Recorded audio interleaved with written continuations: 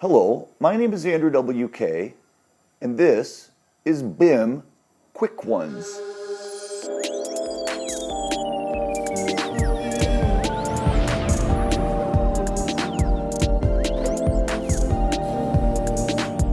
For me, music seems to actually contain within it the key of life. That whatever it is that makes a note ring in your soul the way it does, or a rhythm to compel your body the way it does, it's connected, directly tethered, empowered by this idea of truth. And we might not be able to describe what that truth is, but you can feel it.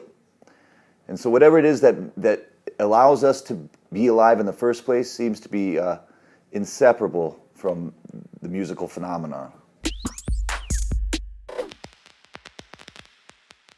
I think the first recording that I ever requested to get, where I asked my mom specifically for this song, was We Are the World. We are the world. And I suppose I saw it on TV or heard it on the radio or something. I mean, it was a phenomenon. And I liked all these people singing together. I liked the sound of that massive crowd. So that's the one I said, Mom, I want to go out and get that record. And I did get a 7-inch single of it.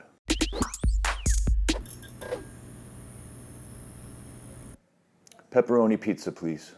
I respect those that like Hawaiian pizza, that enjoy sweet and savory flavor clashes, but I've never really liked that.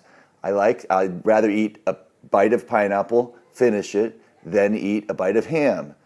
But eating them at the same exact moment, I mean, they're going to wind up in the same place eventually to get, well, I guess it's the toilet is where they wind up together. But I want to enjoy the full power of their flavor one at a time. But these days, yeah, a plain cheese pizza or a pepperoni pizza. I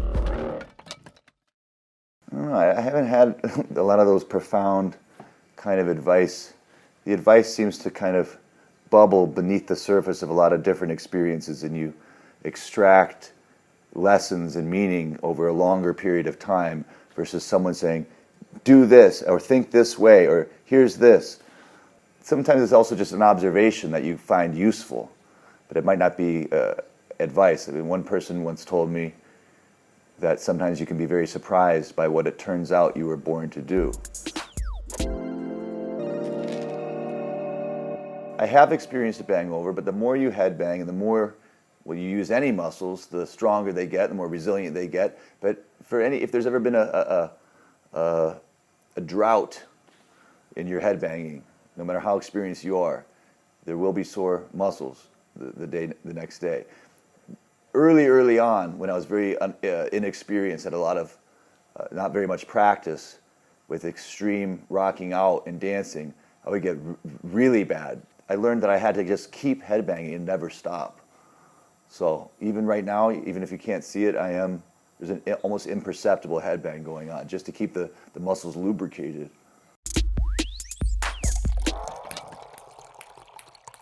As far as I've been able to gather from my experience thus far, being alive is the first thing, most important.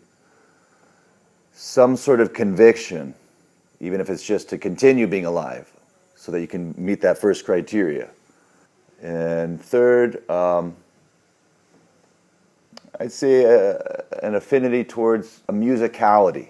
Even if music isn't present, that it's part of the equation in some sense, even if it's just in your head.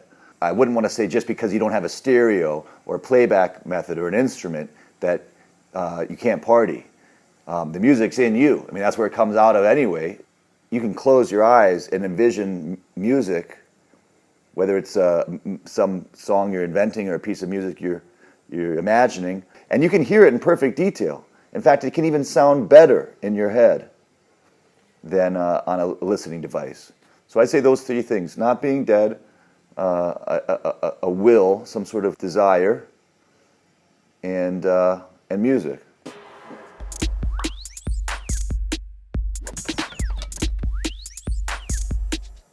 That making it in the music business is not synonymous with playing music, and never let your pursuits in the profession of musicianship or the business ever infiltrate or sour your love for music as it is, because that can always stay, that you could always have.